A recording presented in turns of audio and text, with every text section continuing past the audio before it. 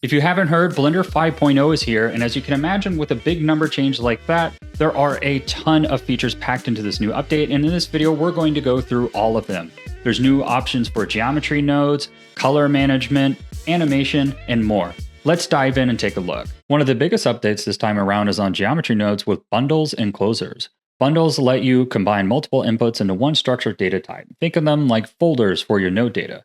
You can combine, separate, and join bundles, even override values, making complex setups a lot cleaner. And with closers, we can inject small node subtrees into other node groups, reusable, modular logic without having to duplicate a ton of nodes. What this essentially means is we can now make more complex node trees and save them and share them in a much easier manner. If you like the effects you're seeing here, you can download them from my dynamic visual effects path in the description below. Thanks to the overhaul of geometry nodes, we actually now have new geometry nodes-based modifiers included by default. These include the new array modifier, which is a reworked version of the array that allows you to distribute copies along a line, circle, or curve with gizmos with random offsets and rotations. We have the scatter on surface, which is instances on objects across a mesh with texture or attribute-driven density maps. We have instance on elements, which allows you to place instances on points, edges, faces, or more. We have randomized instances now, which injects random transforms, scales, or rotations into existing instances. We have the curve to tube, which turns any curve into a cylindrical mesh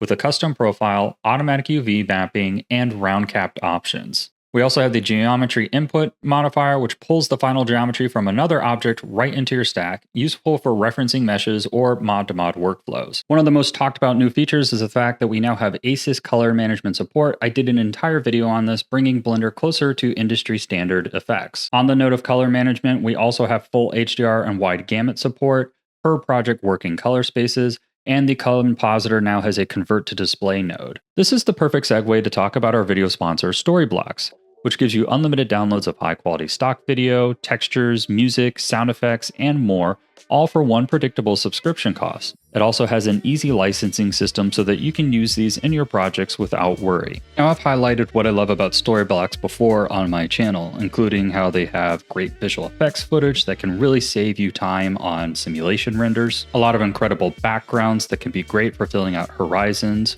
or sky textures in videos, great for adding some realism to your environments. But I also wanted to highlight the fact that they have a great selection of templates if you use other creative software, making it easier to create things like title sequences, transitions, and more. They also have a great selection of music if you're looking to add some mood to some of your renders. Now, their library is created by real artists, so everything feels authentic and blends naturally into 3D scenes. And because it's unlimited, I can test and experiment freely without worrying about extra cost, which honestly just makes the whole creative process a lot more fun. If you'd like to take advantage of this amazing resource and get started with unlimited stock media downloads at one set price, check out the link in the description below. Assets linked from other libraries can now be packed directly into your file while staying linked. This means that your shot or scene won't break until the original library disappears. Blender now supports large buffers, meaning that you can store gigantic meshes with hundreds of millions of verts. The lattice has a new operator called lattice deform selected, which autofits a lattice around selected objects to deform them instantly. You can now create and manipulate true volumetric grids,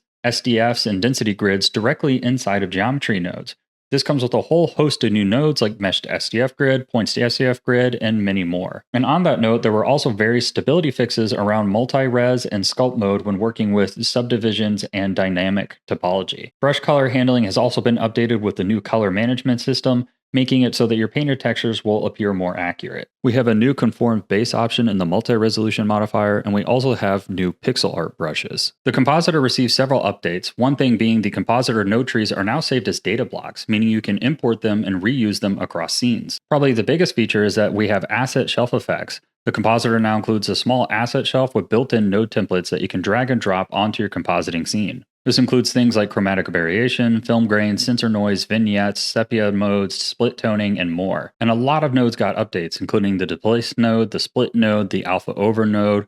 The new glare node now features a sunbeams option. There's a new convolve node. Transform nodes now support extend, repeat, and mirror boundaries. The file output node now has a redesigned UI, making it easier to use. You can create drop-down style inputs right inside your node groups. Lens distortion, Z combine, depth combine, color balance, color correction nodes all saw small updates as well. Shape key saw a big update with a new option to make basis. This turns any active shape key into the basis without reordering. Join as shapes and update from objects include flip versions that auto-swap when you have .L and R naming conventions. Shape keys also now allow you to alt-drag edits across selected shape keys like a multi-edit mode. We have new path variables for the path template settings. You may not know, but Blender can actually compress your saved files, and now this option is on by default. UV editing saw quite a few updates. Sync selection is now on by default and allows selecting individual UVs without affecting connected verts. All UV maps now share a single selection, so no more per map selections,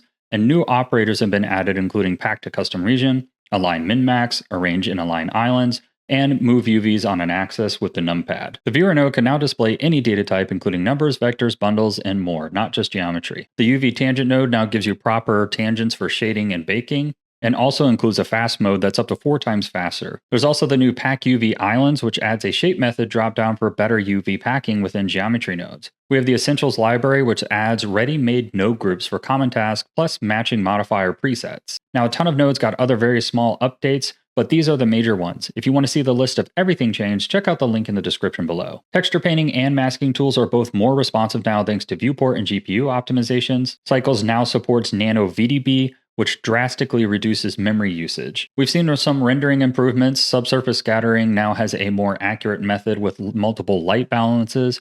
We now have physically based thin film iridescence, and we have a volume rendering overhaul with a new null scattering algorithm. I can't believe I'm finally saying this, but adaptive subdivision is officially out of experimental, and it has a new option called object space edge length, which is great for keeping consistent detail when instancing. There's also a new render times pass, which visualizes which areas of your frame take longest to render. This is great for optimizing your scenes. Optics denoiser quality has been improved. Use tiling option is now gone because it is always enabled internally. Eevee had several small but notable improvements, including HDR viewport rendering, view layer overrides, cleaner curve rendering, and faster light probe and instancing workflows. The video sequence editor continues to get love with a new sequencer scene workflow allowing you to have multiple edits per project. Scene strips now synchronize with the time of the main timeline. Scenes can be marked as assets and dragged into the asset browser. An awesome new modifier to add full compositing node trees to any strip is included. A new slip tool lets you shift footage timing visually, and then small updates were made to redesign the modifier UI, improve the audio, have performance boost, and fix some of the tooling. There's a new geometry attribute constraint for rigging, and this is a new constraint that drives an object's bone or transform directly from a geometry attribute. This is great for things like procedural animation or motion-driven rigs. One of Blender's best free add-ons included was Copy Global Transform.